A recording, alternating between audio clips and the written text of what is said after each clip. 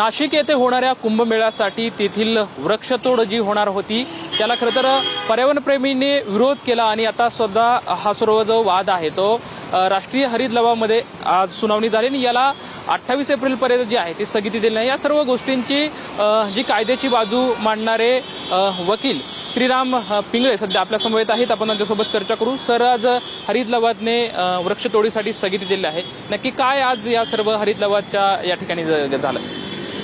या ठिकाणी आपल्याला लक्षात असेल अगदी नोव्हेंबरपासून हा लढा चालू होता।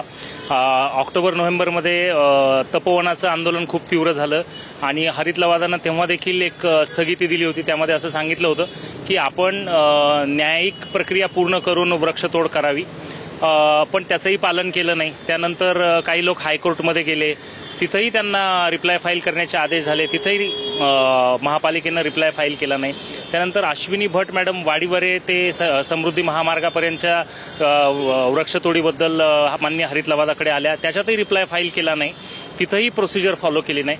रोहन देशपांडेंनी कपिला नदीच्या बाबतीमध्ये झालेल्या वृक्षतोडी आणि इल्लिगल बांधकामाबाबत इथं याचिका केली, त्याच्यातही रिप्लाय फाईल केला नाही आणि कायदेशीर जी प्रक्रिया आहे ती राबवलीच नाही।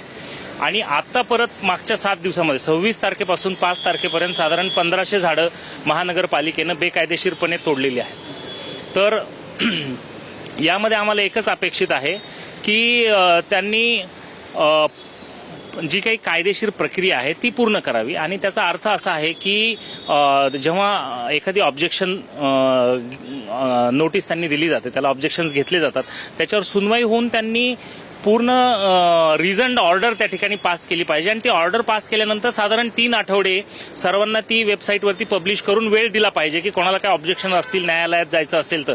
इथे हे काय करतात, हे सर्व सुनावणी वगैरे करतात, एक तर नोटीस देताना डिफेक्टिव्ह देतात, त्यामध्ये झाडांची संख्या, झाडांच्या स्पेसीज वगैरे देत नाहीत आणि शुक्रवारी संध्याकाळी स्वतःच्या ऑफिसमध्ये बसून ऑर्डर काढतात। कारण का, अर्ज करणारी ऑथॉरिटी पण कॉर्पोरेशनच, अर्जावर आदेश करणारी ऑथॉरिटी पण कॉर्पोरेशनच। त्या ठिकाणी आज 3-4 महिने होऊन गेले इलेक्शन्स होऊन, पण ट्री ऑथॉरिटीचं गठन जाणीवपूर्वक करत नाहीत, कारण यांना अदवा वृक्षतोड करायची आहे आणि सर्व अधिकार हे कॉर्पोरेशनचे ट्री ऑफिसर आणि कॉर्पोरेशन कमिशनर यांच्याकडेच ठेवायचे आहेत।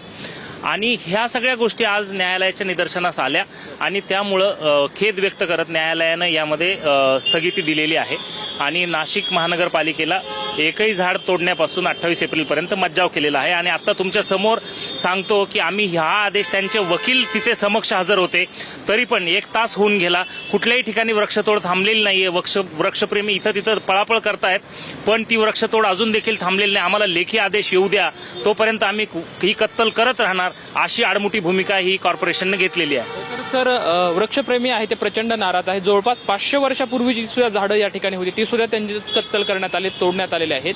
आता जे 28 एप्रिलपर्यंत स्थगिती दिली आहे, तुमच्या लढ्याला काही अंशी यश आलंय असं म्हणायचं का?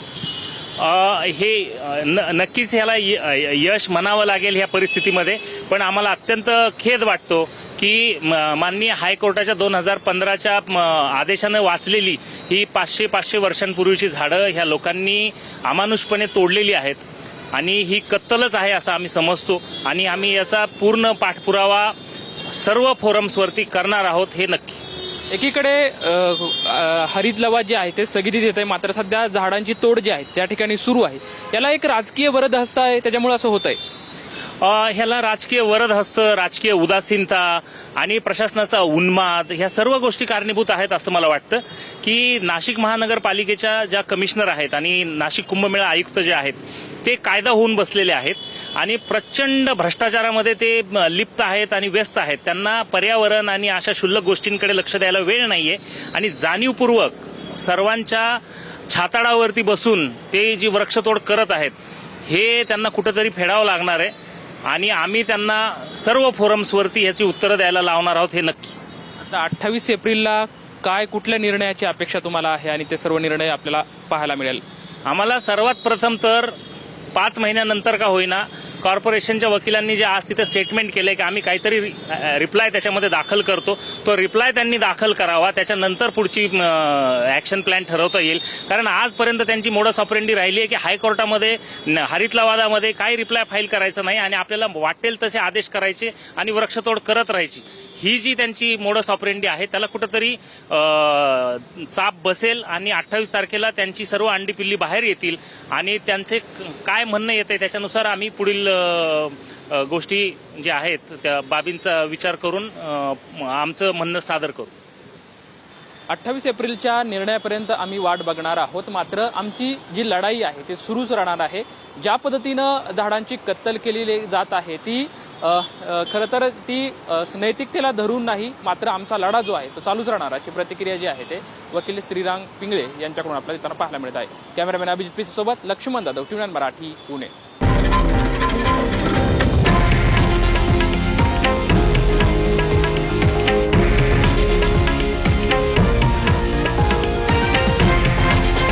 हे आहे देशातील नंबर 1 न्यूज नेटवर्क आणि आपण पाहत आहात TV9 मराठी, एकमेव.